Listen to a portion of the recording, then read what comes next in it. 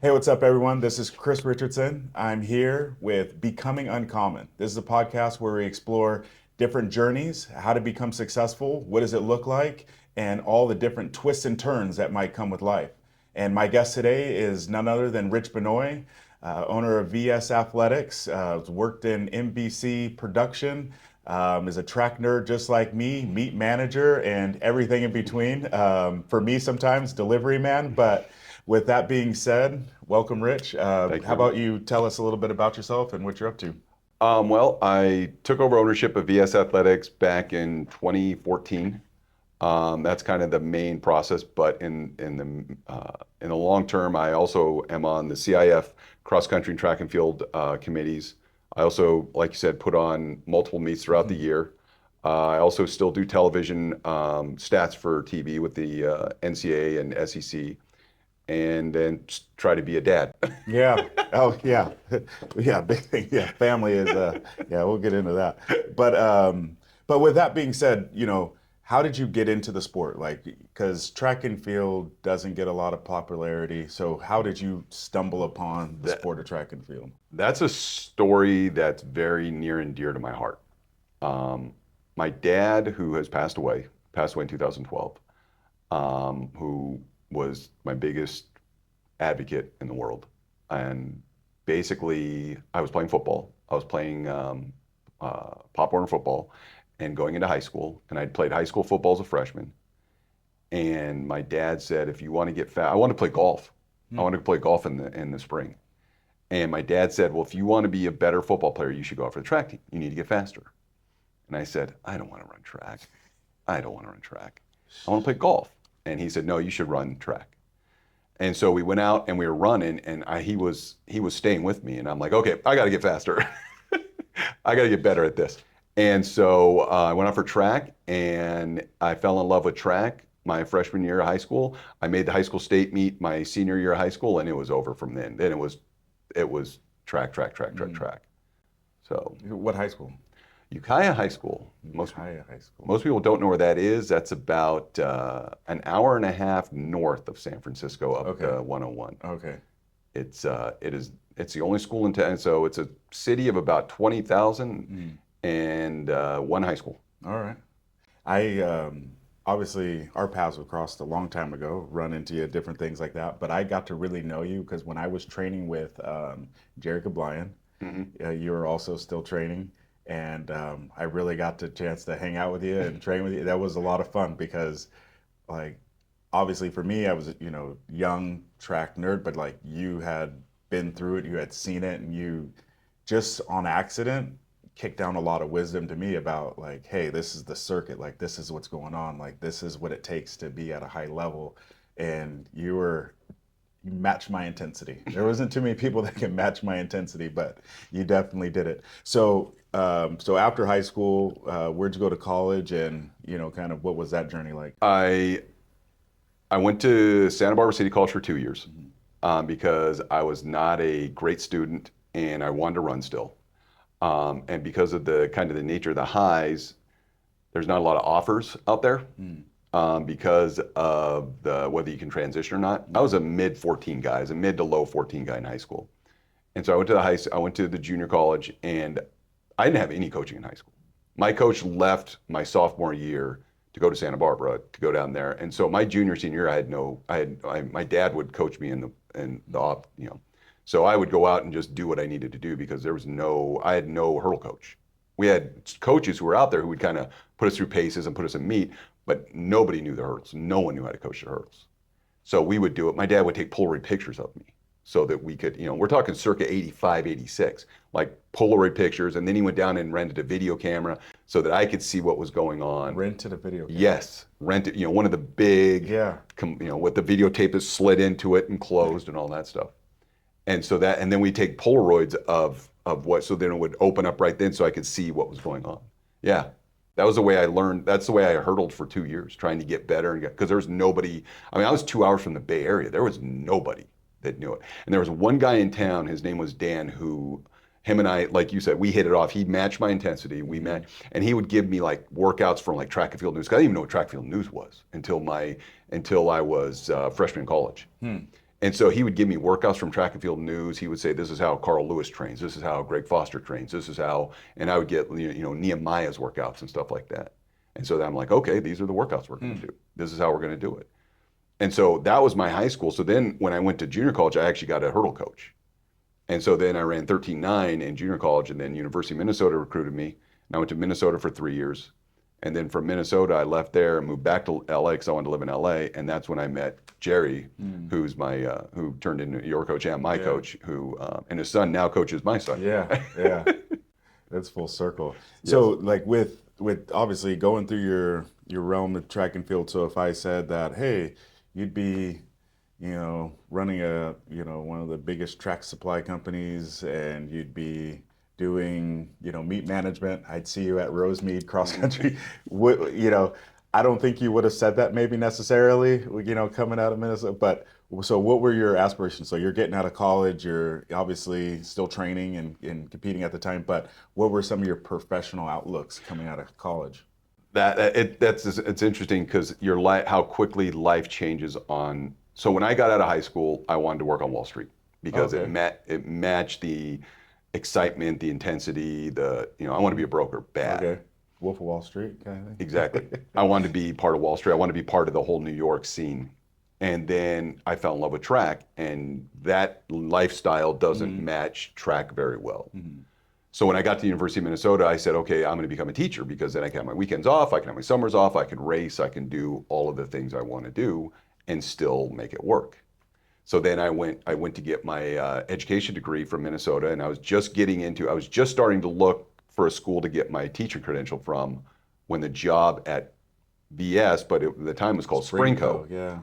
And when that job, and he said, look, I'd already worked with him. I worked for him the summer before, part-time, just so I could come back to LA race, because that's when LA used to have a whole summer racing series. And so I would come back from Minnesota to race all summer long. You could literally race 4 times a week. It was phenomenal. It was the best series. LA Unified paid for it. It was free, actually. And you could race every night. It was amazing. And so I left Minnesota and came out here, worked the summer, did clinics for him. And then he basically, my last year, said, what do you plan on doing when you get out of school? And I said, well, and he goes, if you want a job, it's yours. Well, I'm like, it's the profession, it's track and field. I love doing this. I said, I'm done. And then I got into doing this. And haven't looked back, huh? Have not looked back. Hey, well, it's cool because you get to hear all the highs and lows of all the high school and college coaches in the area. So you can live vicariously through them in that way. Exactly. Huh? But like so you're in a very unique position. Can you tell us like how you got started with some of the production side of things? Well, I raced for 11 years on the circuit. Okay. And a couple of my friends, one of my buddies, a guy by the name of David Glassman, was red hats, all this stuff. And he asked me when I was getting ready to retire, he said, are you interested in doing TV? I said, why not? So in 2004 was my last trial. So 2005, I worked at the NCAA meet, just spotting for field events at the NCAA meet, basically telling them that this jump happened at this time. But I also knew track, so like you said, we're track nerds. I knew track so well that I could go back and say, this is going to happen, this is da. And they're like, wow, you really know what's happening. I said, yeah. So I did that. And then they said, well, would you like to work in the truck with the producer? And I said, yeah, it sounds fine to me. So then they put me in the truck with the producer, and then I told the producer what was going on and what, all the dynamics and do this and that. And then from there, I got picked up to do the 2008 Olympic trials in the truck with the producer in the track with NBC. And then I've just been doing it ever since. Okay. I picked that up, and it's been part of my thing ever since. Oh, wow. Yeah. Because I would see you at obviously like the nationals and all the, all the big meets. And it was always cool to be able to see it, but I never knew what you're doing. Yeah. I just basically I do stats for them. And then in 2011, I got a call from a gentleman who's no longer with it, Ralph Millay, who did production for all these track meets. I mean, you would be amazed. He did all of the old, from in the 80s all the way up through the 90s. I mean, everything. Ralph was phenomenal. And Ralph owned his own production company, and he was hired by ESPN to do the NCAA meet and do the SEC meets. And so he called me in November of 11 and said, hey, I hear that you got all of this knowledge. Would you be interested in working? Here's the thing. And I said, yeah. And he goes, you also have to do all the interviews. And I said, okay. The thing about TV, which is the hardest thing in the world to understand, is they teach you nothing. It's all learn on the fly. Like there's no education. No one helps you because it's so cutthroat. There's no template or nothing? No. It's so cutthroat that they just throw you in, and if you survive, they give you more work to do. If you don't, they just throw you to the wolves and they move to the next guy. It's one of the worst industries for that type of, like, nobody, like, they just expect you to know it. And so it's learn on the fly. It's the true fake it till you make it. It really is. It's hard to believe, but that's what it is. No way. Yeah. All right, then, Yeah. like with that, obviously seeing TV production now, like what are some of your thoughts about, I know we can talk about this all day, but just based on your experience there, like what are some things that even for right now, like track and field, what can we do from a production side that you think could be better? I think there's a lot that could be better. I think that the way that sports presented could be better. I think that the way that TV presents it could be better. I think that television gets caught in its own loop, and so every year, the TV awards are called the Emmys. NBC, every 4 years, NBC will get all kinds of awards for the Olympic game Emmys. Well, of course they are, because they have no competition. They're the only ones televising the Olympic Games. The Olympic Games are phenomenal, but they're the only ones. So if they're the only ones televising it, how much competition? Exactly. The Super Bowl is televised every year by a different group. So they have to kind of work with each other to make it better. NBC's televised the Olympic Games since 1988. I'm not saying they don't try to get better. There's no need to get better, because people like you and I are going to watch no matter what. Yeah. So that's one of the problems, is the innovative side, the innovation side on track has been low. The other problem is when you look at the world of track and field, it's track and field. And not because of people like you and I, but because that's the way it's been presented. And the reason why it's been presented that way is it's easy. You can televise a track event with 4 cameras. Oh. It takes 1 camera per field event, at minimum, to do a field event. And realistically, it takes up to 3 to do it right, because you should have a low profile camera down by the pit or wherever it is, another one shooting the athlete, and then another one shooting the athlete on the runway and stuff like that. That's 3 cameras for 1 event. There's no amount of production money that's going to pay for that. So you have the flow tracks of the world, which is perfect because they don't do field. Yeah. And when's Yeah. the last? They hardly do field. Yeah. And Yeah. then Diamond League stuff, they pull from what's called the world feed. That's not their own technology. They pull that off the world feed, and then they just add their announcers to the back end of it. It's not them doing the actual production of it. Really? No. So the big meets around the world, there's a thing like using the Olympic Games and the World Championships. NBC will send a few their own camera guys to shoot their announcers to shoot at certain things. But the overall field is called the world feed. And there's one group that's televising that and sending it out to all the different production groups. Japan's production group, Dubai's production group, Africa's, all of those, they pull what's called the world feed. Oh, wow. Yeah. And so like Prefontaine, we'll use Prefontaine. NBC goes up and does their own production of Prefontaine because they put it on the NBC on the network. But then there's a whole different production group that's called the world feed that sends that to the rest of the world. Okay.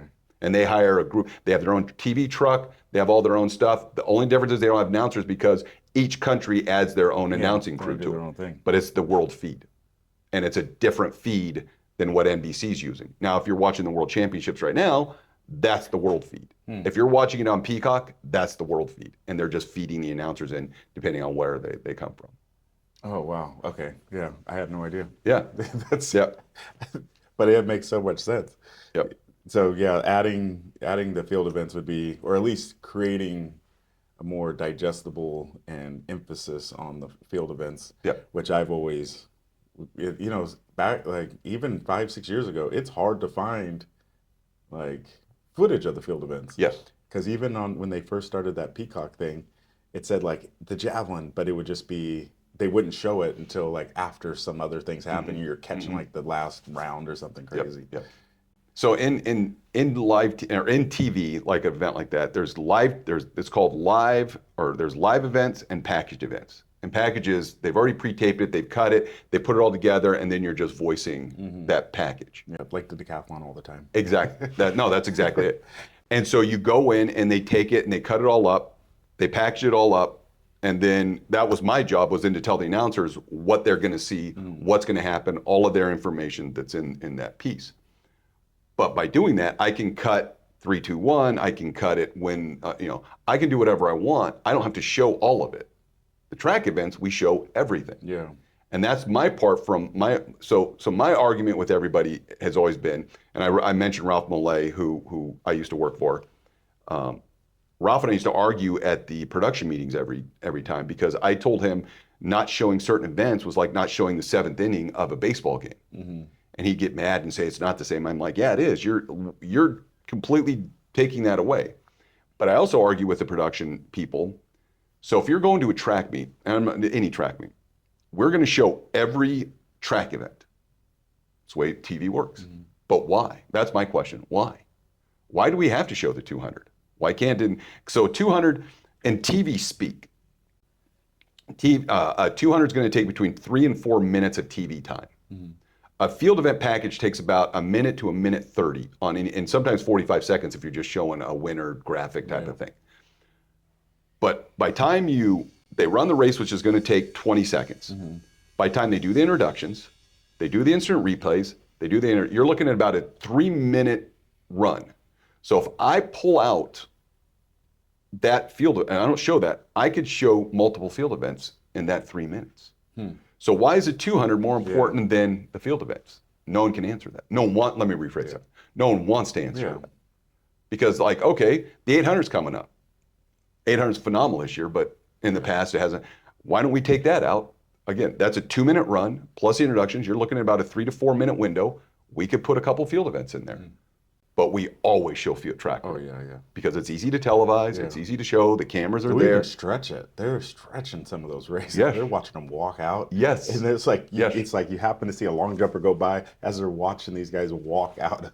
And so as a field guy, that's what infuriates us, just give us the event and then let us fit. And that's where the world feed comes in, because the world feed usually just action. Yeah. And so they'll go, they'll show the 100 field and then they'll cut to a long jump or a javelin and then they'll come back, because that production has to accommodate everybody in the world. So if there's an Indian javelin thrower, the Indian feed wants that javelin thrower.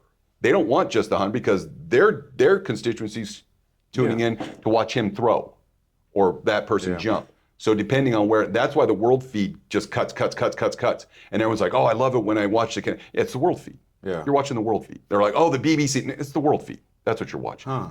When you were saying that, what I was thinking about is like NFL Red Zone, where whatever, like how they have like multi-screen views. Yep. Like the technology's there. Why don't we just have like where you could just select it and you have announcers specifically for it? And okay, so they do that at the NCAA meet now.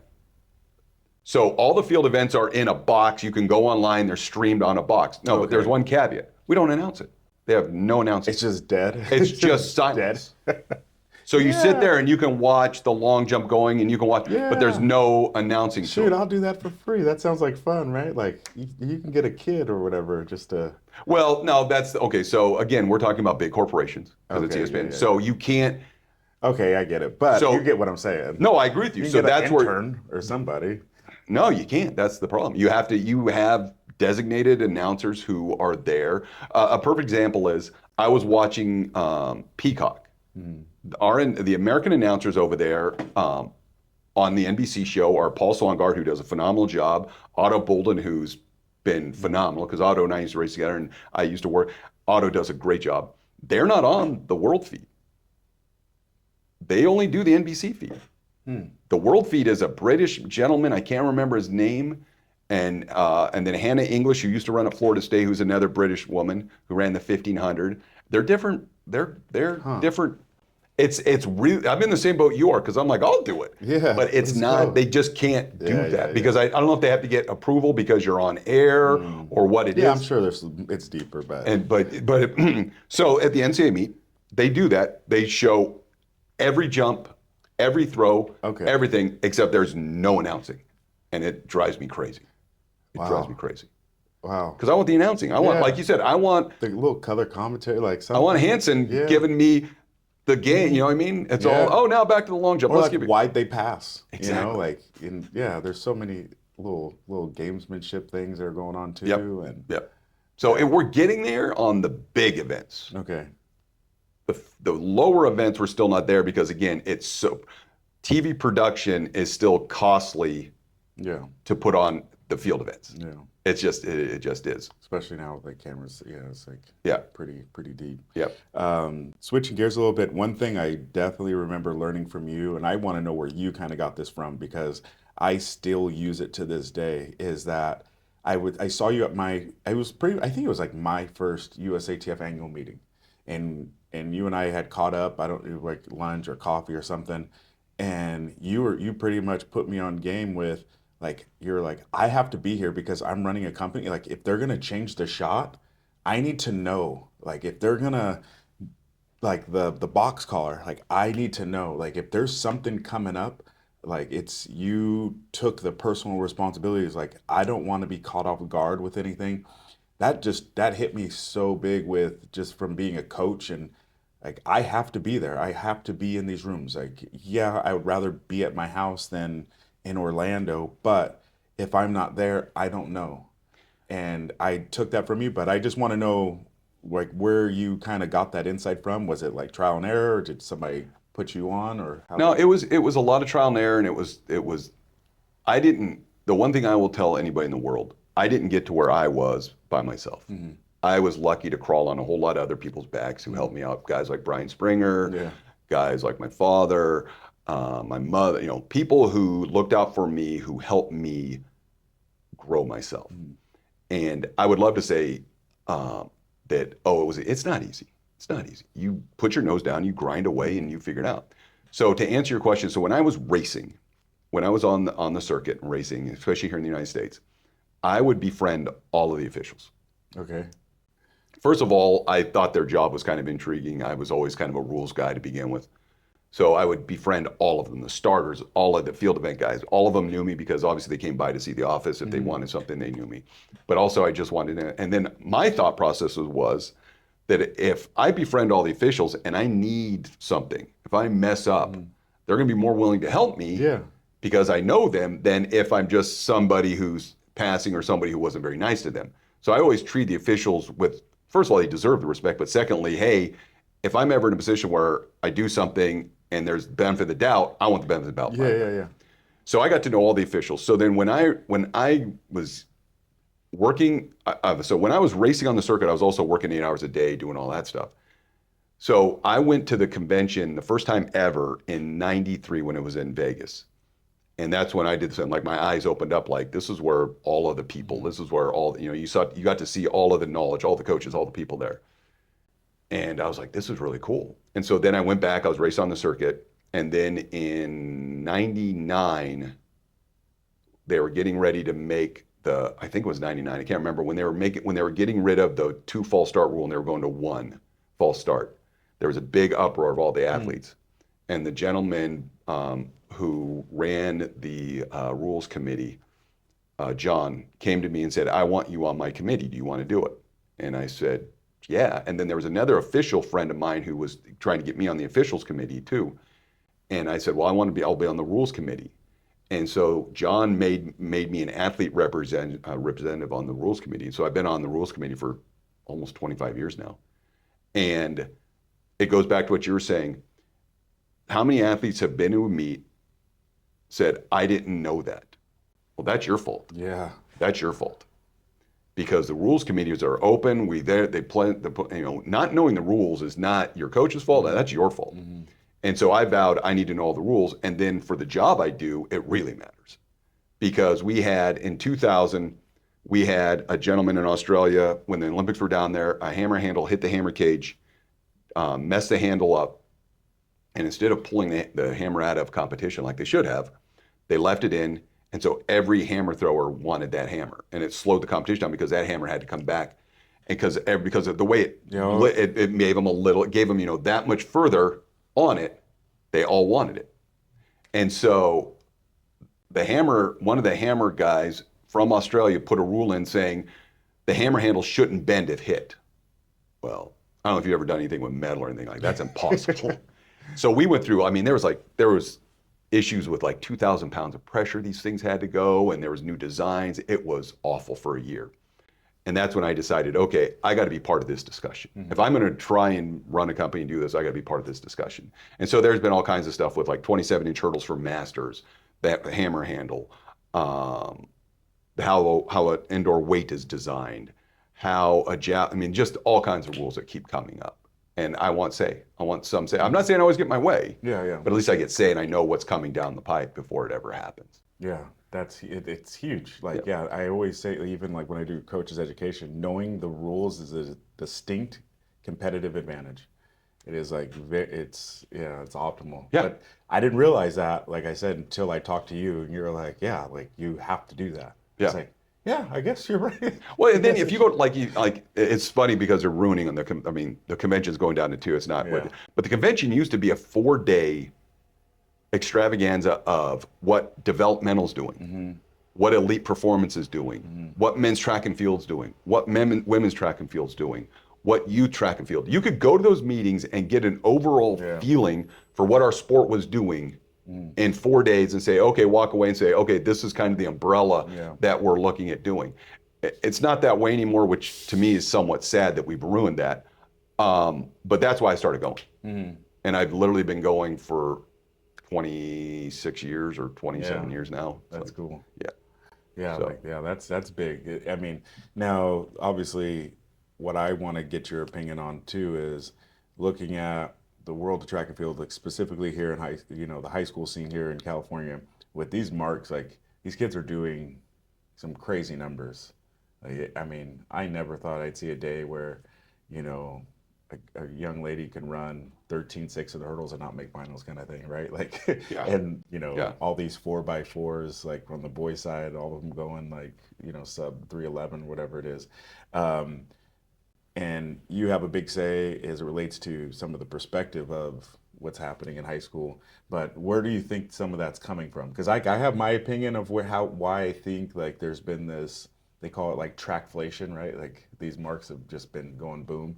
But what are some of your things that you think contributed to this?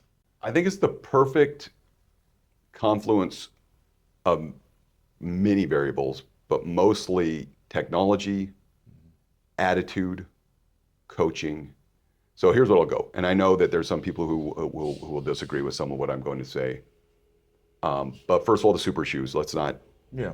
And the reason why I can say super shoes is I'll give people some examples, because I had this conversation with the TV people I work with, all the announcers. I work with Dan O'Brien, I work with Dwight Stones, and we always have these, when we're off the air or when we're doing, we have these track combos. And Dwight was a high jumper, and Dwight in the 70s was jumping 7.7. Well, if you're jumping 7.7 today, you're still one of the best high jumpers in the world. The high jump hasn't gotten any better. I mean, the world record's from 1989. That one person's jumped 8 feet, and it hasn't happened again. The long jump world record is from 1991. It hasn't gotten any better. So the events where we call super shoes, there's a new world record every week. So you have to look at it and say, okay, there's certain events that it really affects, and certain events it hasn't done anything. The throws, stuff like that it hasn't changed anything. Now, I mentioned the throws. The throws have changed because they've allowed technique differently. They've gone to facilities, and we can call it technology, but where they set up the ring perfectly to use a wind, all of that stuff. Yeah. So, I mean, that is technology, because you're now, if you've ever been to Ramona has, I don't want to know, I mean, there's 8 rings or something that are all different directions, so that if the wind's blowing this way, they got the perfect cornering wind. They have a left-handed throwing day so that they get, I mean, it's technology, but from a more lower, but they've manually changed everything so that they can hit the marks they want to hit, which is fine. I have no problem with it, but it is what it is. The marks really haven't gone up that much in the discus without that meet involved. Yeah. So that being said, because otherwise the world record would have been from the 80s still, that Alekna broke 2 years ago. So I think that there's some definite shoe issues. I think there's some definite track issues. The tracks get better every year. Yeah. It's shockingly when you go and you just step on a track, you're like, wow, this is amazing. You know, this thing seems fast. It feels, yeah. And so you throw that in. You throw in the design of equipment, the way discuses are built, the way shots are built, the way javelins are built. They're more aerodynamic. You know, they've taken the rules and pushed them to the exact thing. So that has changed it. Using the shot put, they changed the rules so you can now push off the back of the ring, where things used to be fouls where if your foot went over the back, that was a foul, but they took that away. So now it gives them a little more space. And you give a shot putter 2 or 3 inches, that's heaven for a guy who's 6'6", you know. So stuff like that's changed. And so that's allowed the shot to get more aggressive, be more aggressive. You still have to do it in a 7-3 circle, but it's still a little bit of a tweak. And the coaching. We were talking about it earlier, the coaching. You got private coaches, that's all they do now. Yeah. I mean, back when you and I don't know about when I was running, there was no private coaching. There was zero. Like I said, I was working with my dad and stuff. Now there's if you want to and you're willing to make the drive, especially in Southern California. Not even that much of a drive. Yeah. There's a private coach that'll do, and I'm not just talking about track, I'm talking about football, basketball, field hockey, anything you want, there's a private coach who's willing to work with you. I'm not bad mouthing it. I'm a fence setter on this one. I see the bad part of it and I see the good part of it on both sides. And so I think that that's creating an environment where some of these kids, where they weren't getting that type of technical until they're in college, they're getting now in the 8th grade, they're getting in the 7th grade. Yeah. I mean, there's some of these football players, they're getting groomed as 6-year-olds. You know, they're starting to throw the ball. I mean, perfect example of exactly what we're talking about is Mondo Duplantis. Yeah. Mondo started vaulting because his mom was a phenomenal athlete, a heptathlete. His dad was a great vaulter back in my era. And Mondo started vaulting when he was 6 years old. Yeah. Maybe even earlier. I remember when he was 8 or something up in Fresno at the vault thing that he cleared 9 feet, whatever the world record for whatever his age group was. He's been vaulting since he's 6. I'm not saying that if you do that, you're going to be able to jump 20 feet, 8 inches, but it makes you a master of that a hell of a lot sooner than it was when you and I were doing it, when you didn't even look at vaulting maybe until you're 14, 15, or hurling forward. And now all of a sudden you didn't get to that mastery level until you were well into your 20s. Yeah. And that's, I mean, and now you have that not just on the Mondo world, but it's across the board. Yeah. Where you got athletes who have started running 5Ks when they're 10. You got football players, quarterbacks who are going to quarterback gurus when they're 8. You know, all of this stuff. And so it's changed that dynamic of what's out there. Yeah. And so you're still going to have the superstar stud who can walk out and do whatever he needs to do, but that person who was good, maybe not great, can start building on that and become better. And now all of a sudden, as a freshman, they were where a freshman in college was. Yeah. Oh no, it's well, I'm going to say this. So it hasn't happened yet, and it's always going to be before this episode. So does Sydney break the world record? Absolutely. Well, no, I don't know. Today. The world record. I mean, she got the American record. 47. The 47.60, I will probably get, I mean, we all know that was drug induced. And so 47.60 was, and 47.99, there's only been 2 women ever to break 48 seconds. And both of them, there's a high probability they were on drugs. Because of the East German drugging machine and that we've all heard about from the 80s and stuff in the 70s. And then the other person was from Czechoslovakia, again, that era. And so it's 47.60 and 47.99. So if she does it, it would be unreal. 47.60. Yeah, that's. I mean, no, but I'm saying she ran 48.29 for PR. Yeah. That means she still has to run almost a full second faster. But she went, this is the first time she ever went 23 Yes.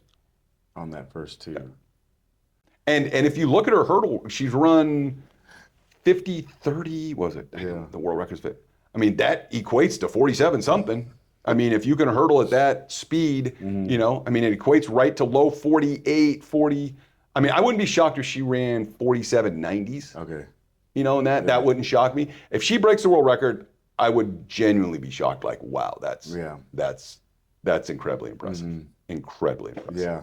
So yeah, that's it. Yeah, I have a few of my athletes and I were talking about that, and I was just that's where I was like right exactly what you were saying. It was like there have to be, I mean, divine intervention to kind of push over because that the faster you go, people don't realize like you're chasing hundreds and tenths of seconds. Like every little thing matters. The margins are so small at that point. Well, and the thing that bums me out also about our sport that people don't understand is people want her to chase the double, the 400 hurdles.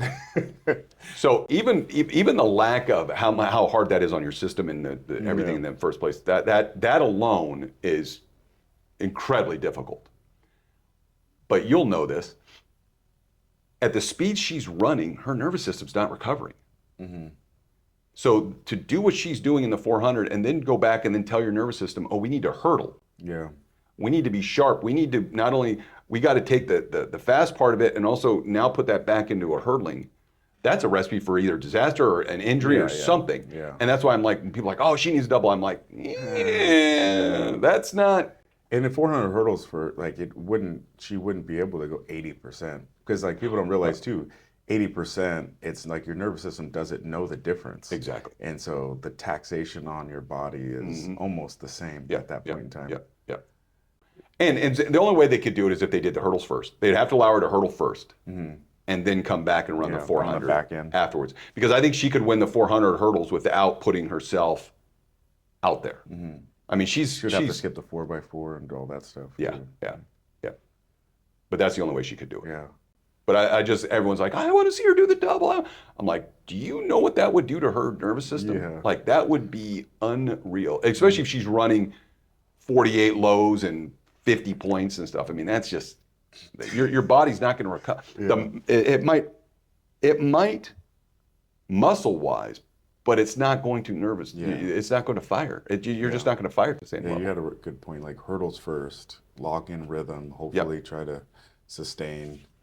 And if she can properly sandbag the first round or two. Exactly. No, exactly. Well, she could. I mean, she could run. I mean, I'm watching now. Like Femke ran 53 something, and that's a walk in the park for her. I mean, that's.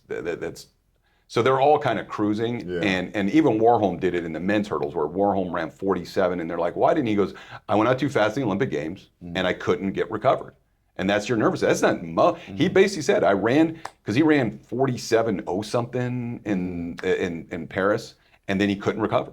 He couldn't get the nervous system back to firing the way it had to fire, and he admitted that, and that's why. So he ran 48 something, I think, in the heats, and he ran 47, and then now he'll probably drop 46 low tomorrow when I think whenever they're I don't know when they're running. But he learned, not the way no one wants to learn in the Olympic final, but he learned from his Olympic final that I need to do a better job of this. Yeah. But that's why when people come out and go, oh, they need to double, no. Yeah, that's going to be a good race. Yeah. That's going to be another one to watch. Yes.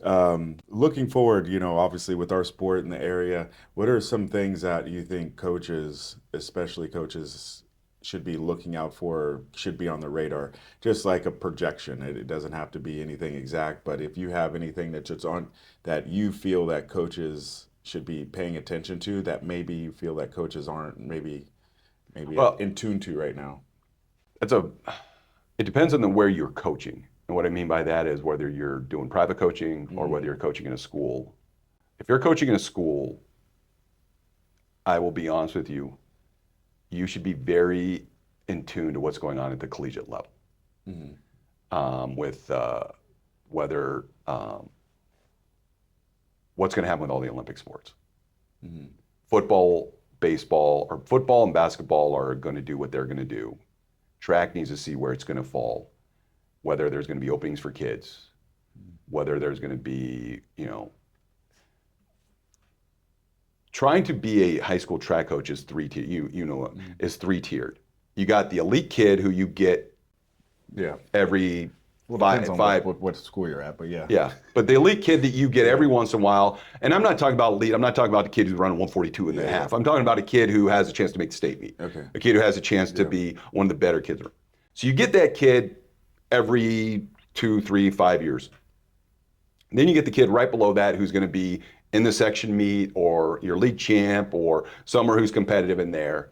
Then you have all of your, well, I call them your dual meter kids who can score points and can do all that. And then you got all the kids who are out there because they really like track and field. Each one of those kids needs to be treated differently from the standpoint of what they're going to get out of your program. The kid at the top obviously wants to move on, wants bigger and greater things. The kid in level 2 might be a kid who's a late bloomer who's trying to get to there and also there.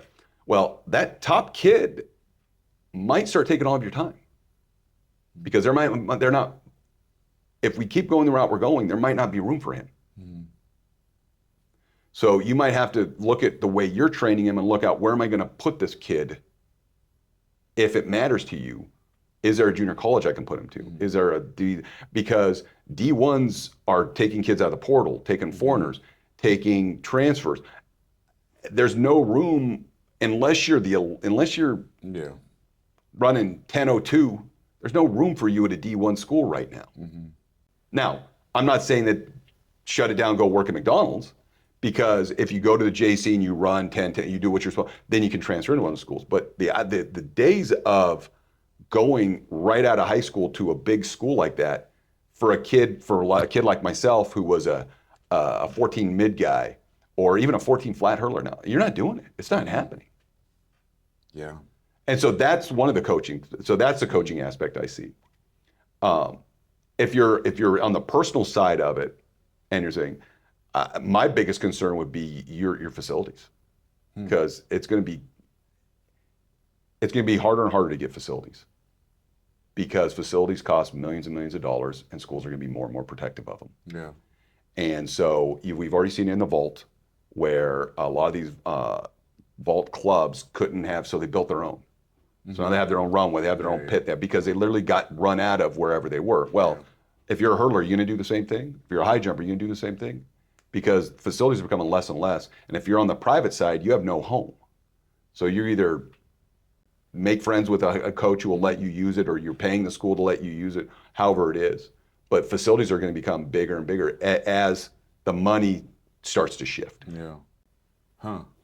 Yeah, that's because I think it's because like you said, especially with high school coaches, there's so much to do that you can't be everything to everyone all the time. No.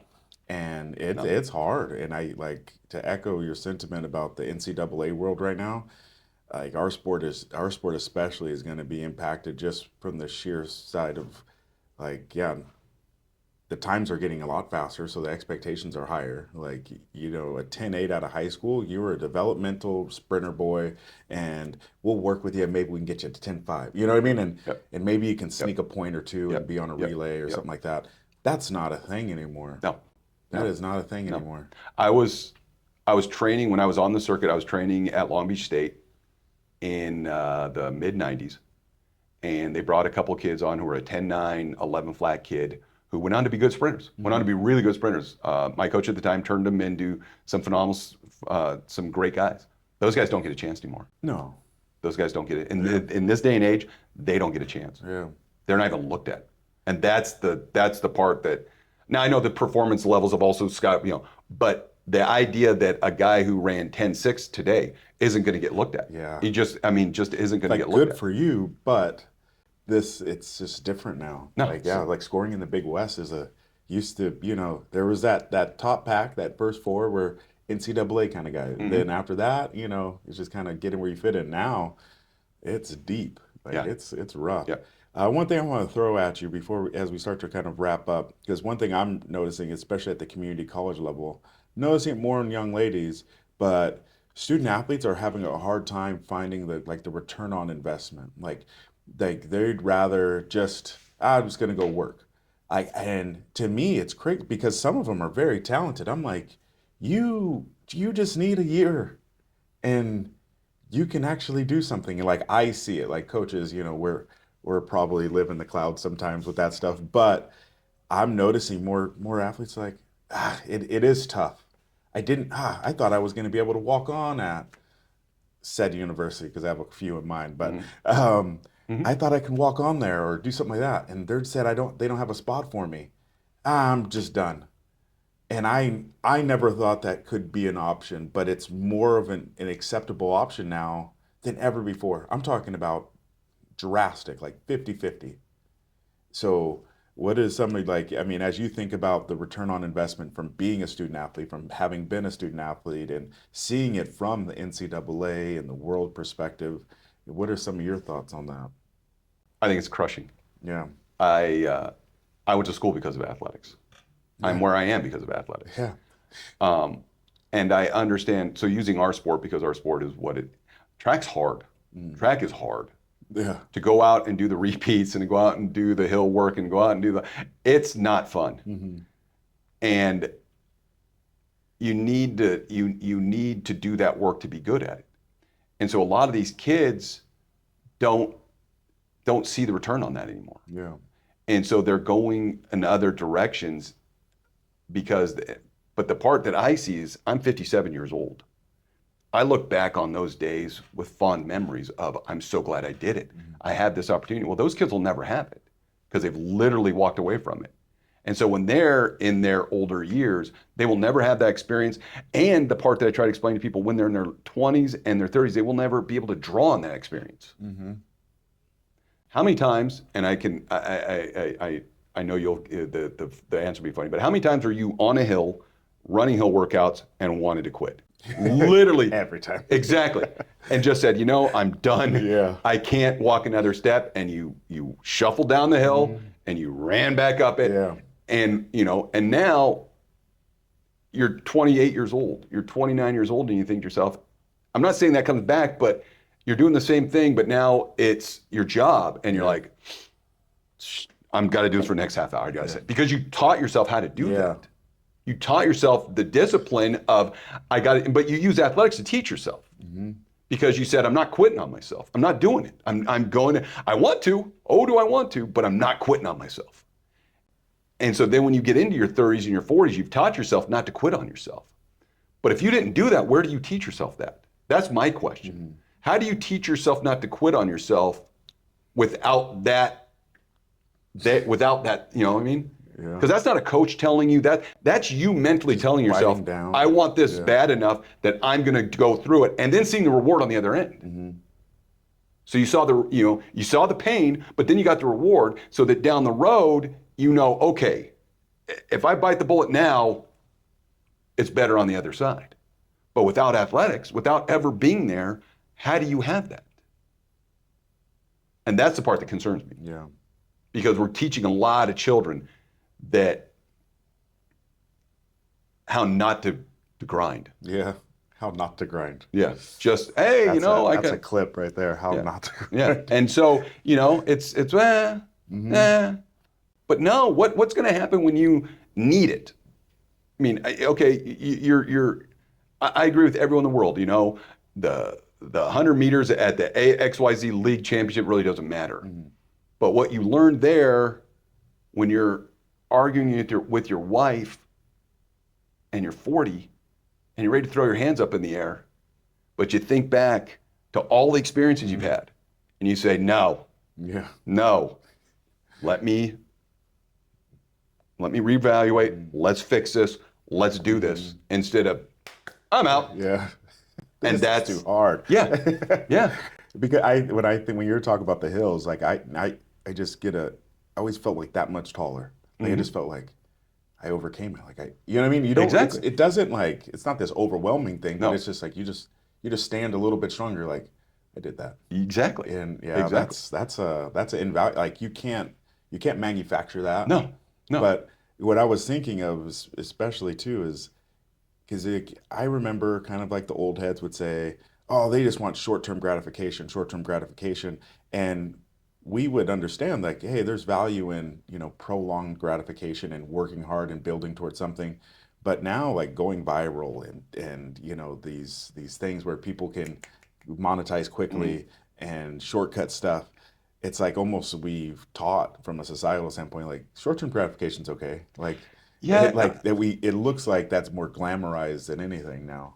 I agree with you, but I also think our group has forgotten. So the influencer world and the YouTubers of the world today are no different than the actors and actresses of our era. So you saw the success, you saw the Jane Fondas of the world, and you saw but you didn't see and it's the same as today. You see the influencers who are having success, you see the ones who are making millions of dollars. You don't see all the guys who are struggling, because it's just, all they've done is take it from this platform to put it here. Yeah. The only difference is, which I say now, is that because of social media, it's way more prolific. So if you wanted to be an actor, you had to leave Omaha. You had to get on a bus and go to New York, or go to LA, or you had to go somewhere where there was that mentality, there was that action going on. You had to actually physically make a move, physically, mentally move yourself. Not today. Yeah. You could be in Timbuktu, Iowa, and in your bedroom with a camera, and the next thing you know, you're trying to be, whatever it is, and you've done nothing. You've done nothing to move yourself out of the environment you're already in. Well, I think about, like, with you, like, if you were in high school and now if you would have had YouTube and the videos, like how that would have expedited because that even goes to my next thing. And, as we wrap up, is just the virtual coaching platform is booming right now. Like, it's going to be bigger. Like, I see that probably growing faster than a lot of things. I think that would be if somebody out there who wants to take this on, I think it would be a fascinating thesis project to go out and find out how many high school athletes are coaching themselves off of YouTube now. Oh, I think the number's astronomical. I've heard about whole teams that are doing their fall workouts from YouTube. or virtual, getting somebody's stuff offline, and Yeah. I mean, and so I think that would be a phenomenal to go back and see how, and because there's so much information. I mean, that goes back to what we were talking about earlier, that there's so much information out there now compared to what we had. I mean, I had to go to the library. I had to physically go down to the library. I remember going to LA84 at library. Exactly. That was cool. And bust out the books and pull out the track field news. I mean, you can literally sit on my son, my daughter. They can pull up literally anything that's at their fingertips and see the difference and compare and do all that stuff. And so I think it would be fascinating to see how many kids out there are self-training themselves from what they see on YouTube. I think as parents, I think we'd all be shocked at how much they're pulling off of YouTube that dictates their lifestyle. Not just in athletics, but in school and general, what they're doing. Yeah. This lesson's on YouTube, so I'm going to do it here. Oh, I'm going to do this. How much they pull off of YouTube. I think we as parents would be. YouTube University, that's the new. It absolutely is. It really is. I mean, think about it. It's free knowledge. Yeah, just right there. I mean, now again though, everything comes with a back end. There's some garbage. There's some stuff you don't want to listen to. So you got to have a pretty darn good filter. Yeah. And we got some kids out there who don't have filters at all. And that's the sad part about it. But I mean, if you play it right and you do it right, there's a lot of good information. But if you don't, you can go down. It's a long. Well, I mean, I was out at practice one day. I go to a lot of track meets. And I heard a kid talking to his coach saying, "Well, I saw it on YouTube," and he was contradicting his coach. And I was like, "Wow." I'm like, that's not a good situation. Yeah. Yeah, because that's it's a big $billion machine. It's hard to fight YouTube. Yes, it is. So as we wrap up, becoming uncommon, like looking at your journey, I appreciate you sharing kind of your perspective on things. But, as we kind of wrap up as well, like, what are some uncommon things that you've went through that you look back and were like, I'm glad I went through that, to kind of get you to where you are today? There's numerous things.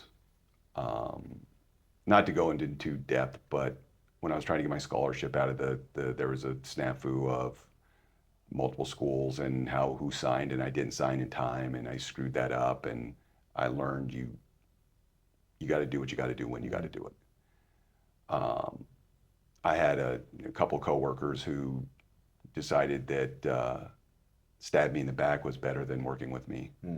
and it taught me how to change who you trust, but not only that, how you interact with people. Yeah. And so there's been a couple, that nothing's, if I can tell to anybody, nothing's ever as smooth as it looks on the outside. Everybody thinks that this person started at A and it just gradually went up to Z. It didn't. It went A, it went to B, it dropped down to the negative Z, and then it went maybe up, back up, and then it went right. Nothing ever goes. You know, your training is off the charts. You think everything's going great, and the next day you get hurt. You ask why? Well, who knows? But the real question is how are you going to deal with it? How are you going to react to it? Are you going to come back stronger, or are you going to quit, or are you just going to go, That's the key. And I think the problem I think most kids see today is they see this trajectory. They think that everything is just, if I do this, it's just everything. No. Nobody lives that life. Yeah. Nobody. And the sooner you realize that there's going to be a lot of bumps in that road, the better you're going to be. Yeah. And it's just not, I could go on and on about all the bumps. I'm not going to bore everybody with that, but there's been a lot of bumps in that road. Yeah, because like I'm noticing, especially as I talk to like my student athletes, like they think it is, very just like paint by numbers. Just you do this, you do this, you do this, you do this, and then that's how you become X. And it's like, no, I don't. And that's what I love doing this podcast, because you hear it's like some very successful people. It was twists and turns and bumps and, like you said, learning lessons, like things. Sleeping on somebody's couch, because that's what I did that week. I slept on a couch all summer long because I wanted to race and I wanted to be, and I didn't. My scholarship paid for my dorm room in Minnesota, and I wanted to live in LA for the summer, and so I slept on the couch. I slept on my buddy's couch all summer long. I'd get up, fold the blanket, put the pillow off the side, go do my job that I had, part-time job, and then I'd come back, work out, go home. No one saw that. Yeah. No one, they saw that, when I ran 13s, but no one saw when I was doing that. That's what you do. I mean, that's the stuff that if you want it bad enough, you do. Yeah. And you and I were having the conversation earlier with AI. The old pathway might not be there in the future. I mean, AI you might be following your path, and then the cliff's going to hit because AI took it away. That dream job, is done by a computer now. Yeah. Or even the pathway that you were supposed to take. AI might have said, like you said, I'm supposed to go from A to B to C to D. Well, AI got rid of B and C. D's still there, but how do I get there? Because you don't do this. This job isn't here anymore. This job doesn't exist anymore because AI got rid of it. So that's where I learned how to do whatever I was going to do. How do you get around that? Yeah.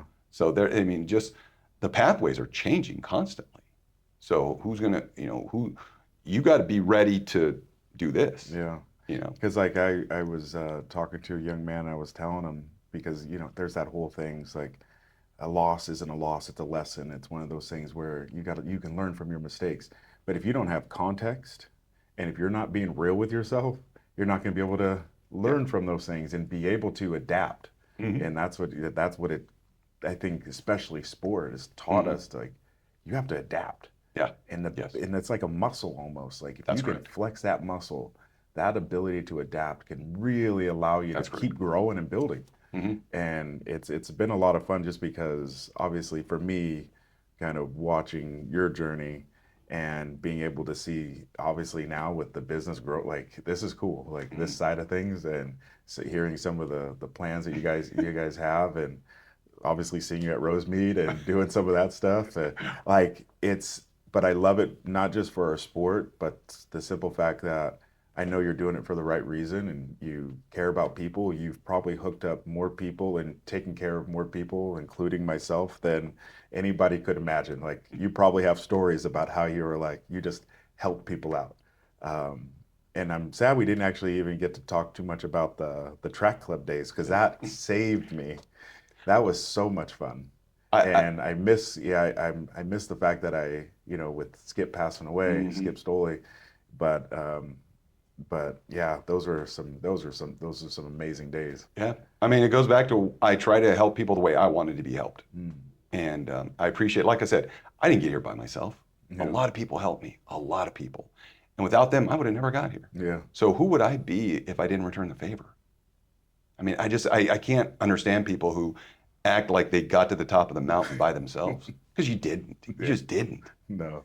And so to stand there and act like, I mean, and I'm not saying you have to thank the world either, but you have to be appreciative and you have to be willing to give back. And so many people I see now just don't want to give back. Yeah. It's like, what can you do for me? They just want to. Exactly. Yeah. There's Exactly. a lot of that. And so like our society needs more like, are you willing to give back? Yeah. And we're losing that because again, we're leaving it online. It's I'm online all the time. I'm online all the time. Instead of no. You need to get up and go help at the community center. You need to get up and go help at the high school. You need to go like if you have the knowledge and you're not sharing it, you're doing a disservice to this world. You just are. Yeah. I don't care who you are. If you have the knowledge of whatever it is, whether it's crocheting, whether it's shearing sheep, I don't care what it is. If you have that knowledge and you don't share it, because I guarantee you, in this great big world of ours, someone cares. And you don't share it, you're doing the world a disservice. Yeah. Because at some time, somebody shared it with you. Yeah, you didn't get it. Yeah, you didn't get it out of the clear blue. Like, yeah, somebody kicked it to you. Exactly. Exactly. And so if you're sitting there and you're sitting on it, that's bad on you. Because there's way too much of the other side, and we need to get back to that giving back. And you can't, like I said, we were joking about YouTube, but you can't live on YouTube. You gotta get some firsthand knowledge and get some stuff out there. Yeah, because it's a people business. Like life is just like it's one of those things where you get an opportunity to connect with a coach, like that AI coach that's coming one day, whatever it is not the same of like you sitting down with Jerry, like and him just kicking stuff. Right? Well, he knew me. He knew the intricacies. He knew how I worked. He knew that I was gonna, if anything, I was gonna overwork myself. Then you know what I mean? Yeah. And so he knew, okay, when Rich comes in here and says, "Oh, I got to back it because I'm gonna kill myself if he doesn't do that." And then we also had another kid. He knew that if that kid came in, he came and hurt every day. Yeah. So we got to get him on the track. We got to get him going. But he knew that. And he knew intricately all of our little quirky mechanisms. So he could watch me warm up and say, "What's wrong? Yeah. What's wrong? I just had a bad day. I'm not into it." Oh, okay, we're gonna fix that today. We're gonna run it out of you. Okay, but he knew how to do that. He knew how to look at you and just knew today's gonna be a good day. Today ain't gonna be a good day. Yeah. Let's fold it in. Yeah. And AA is never gonna do that. No. That's like the people game. Yep. And being able to connect, it gets you through a lot. Yeah, for sure. But all right. So we're wrapped up here. Rich, I appreciate your time. Thank you. Always a pleasure. Rich and I have had conversations that have extended far beyond this time, but I'm glad we got a chance to share it with you. As you can see, that road to whatever journey and path you're going on isn't going to be a straight line. Sometimes it's going to be a wiggly road. But at the end of the day, as you understand becoming uncommon is the norm, then the better off you're going to be. So other than that, be uncommon. Thanks.